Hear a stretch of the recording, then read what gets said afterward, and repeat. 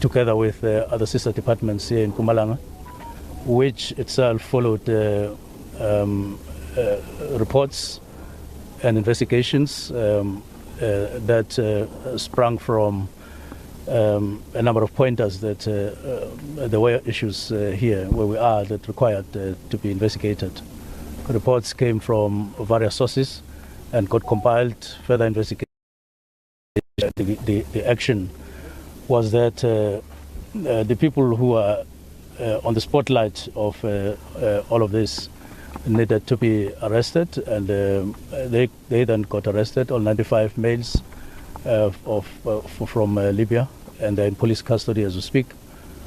And that means that we are then going to follow due processes. But we decided to proceed after getting this report to the camp itself. We're from there at our back. What we've seen here inside confirms what is contained in the reports that were presented to us. Now, these things point to a number of issues that we are focusing on following the arrest. One, it is that the process of visa applications, there were certain violations there which are being identified, and that will be finalized at some point.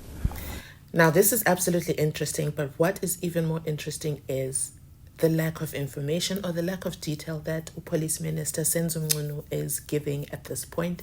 For example, what are the visa violations? So if I were to take a guess, I am thinking a visitor's visa valid for 6 months. They've been here more than 6 months, and they shouldn't be working on a visitor's visa. Or could it be that they're on a work visa? I'm not sure, which doesn't involve training. I'm not sure. I'm really, really curious, and I'm more curious to hear what the Minister of Home Affairs' response is to this and how he's going to tighten, our GNU borders. Okay, well, that was quick. I just did a quick search over there by X, formerly known as Twitter, and the Minister of Home Affairs commends the multidisciplinary law enforcement team that nabbed the 95 Libyans in White River, Mpumalanga. The Minister of Home Affairs, Dr. Schreiber, welcomes the arrest of the 95 Libyans in White River who entered the country with visas that were acquired through misrepresentation in Tunisia. One operation at a time, we must restore the rule of law. Following a major joint operation by Home Affairs, South African Police Services, and other law enforcement authorities, the department is on the ground ensuring that anyone who breached immigration laws is processed through the court. Respect our laws, or there will be consequences, says Minister Schreiber. Home Affairs has already cancelled the irregularly acquired visas and is working with other law enforcement authorities to look at all options, including deportation. The visa cancellation means that all the affected Libyans are now undocumented foreign nationals. Oh my God. Minister Schreiber has instructed the department to provide full support. Well, it looks like Minister of Home Affairs is definitely on the case, and Home Affairs is on the ground. We have 95 undocumented Libyans in South African jails right now, being fed by South African taxpayers. Therefore, had they not been granted visas, which they acquired through misrepresentation, we wouldn't be having this task force that's now, transcending multiple departments. Wow, this is a lot for the brand new GNU to take over. But what is interesting is how Senzo Mngunu is doing the press briefing. Very, very different from how Ubheki would do it. Okay, Ubheki would give us the details of the details. And in a sense, I kind of miss him for that. I kind of miss him. Mostly what Senzo Mngunu is saying is, we're still investigating. We won't be talking about that right now. But let's continue listening on, and I'll be back with the rest of my commentary.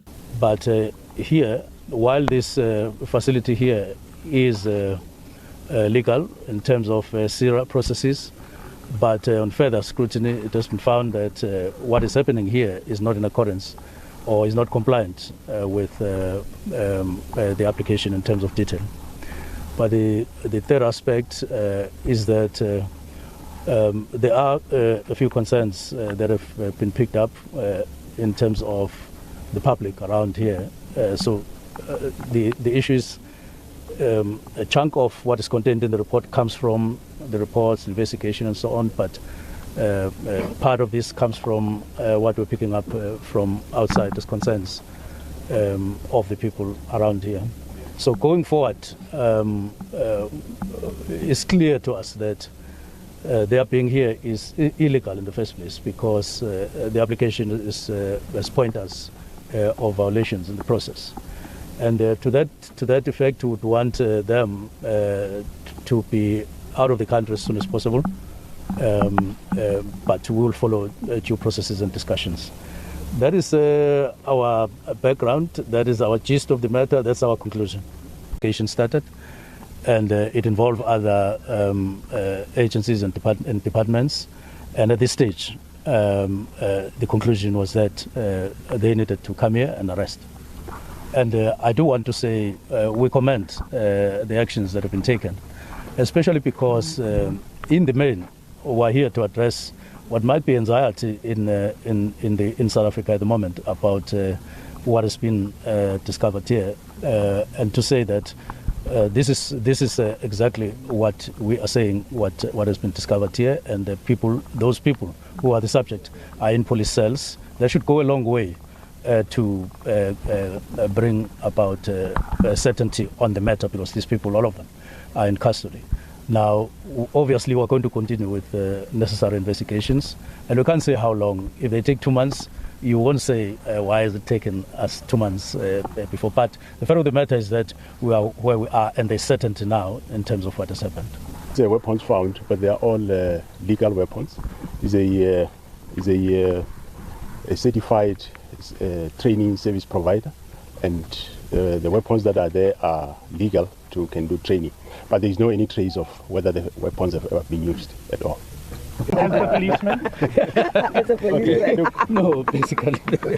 Look, as the minister said, this place is accredited as security training service provider, and we are investigating. We cannot at this stage pinpoint all the wrongs to you. When you go to court, we find only 2 wrongs, or you pinpoint 10, we find 2, or you pinpoint 2. When you get to court, you find more. So we don't want to jeopardize our case going to court.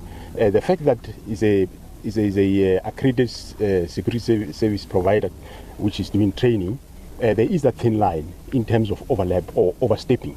Hence, we are investigating.